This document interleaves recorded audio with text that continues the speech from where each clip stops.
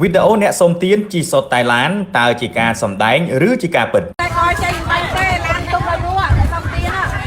លុយ1000ទៅពួកហ្នឹងហើយអ្នកមើលអ្នកសុំទានណាបងប្អូនឡានឲ្យទុកឲ្យរួចបងឡានអើយហើយសុំមើលក៏ដែរបាត់អែវមើលសាច់ឯប៉ុណ្ណា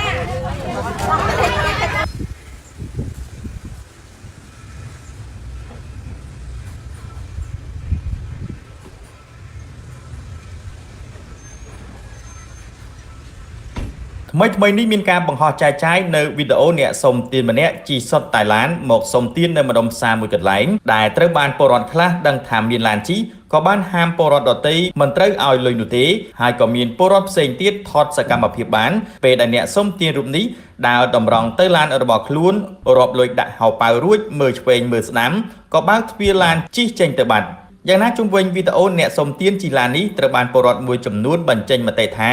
វាជាការសម្ដែងតែប៉ុណ្ណោះខណៈដែលពលរដ្ឋផ្សេងទៀតក៏បានដៀលប្រមាថផងដែរតែឲ្យចេញបាញ់ទេឡានទុកឲ្យរួចសុំទានដាក់លុយ1000ទៅពួកហ្នឹង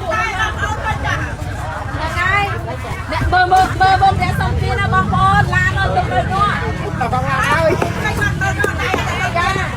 យសុំមើលក៏ដែរបាត់អែវមើលសាច់ឯប៉ុណ្ណា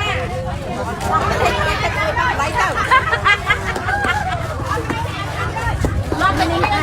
យកណាត់អីស្រួយស្ញៅតាំងនឹងអើយន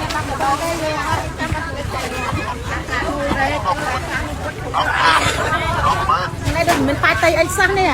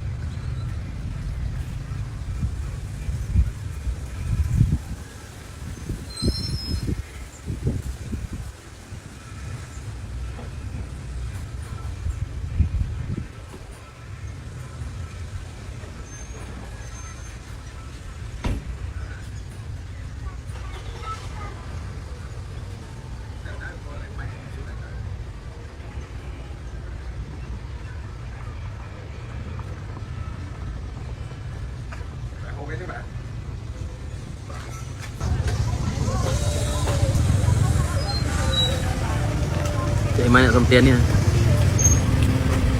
dạng tận nơi tiếng Anh tiết à hầu đá đấy ạ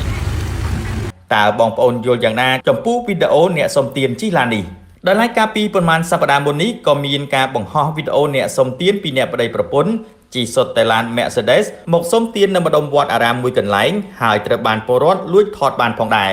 ចំពោះវីដេអូមួយនេះត្រូវបានពលរដ្ឋជាច្រើនមើលឃើញថាជាការពិតមិនមែនជាការសម្ដែងនោះឡើយតើសម្រាប់បងប្អូនយល់យ៉ាងណាដែរចំពោះវីដេអូមួយនេះតើជាការសម្ដែងឬជាការពិត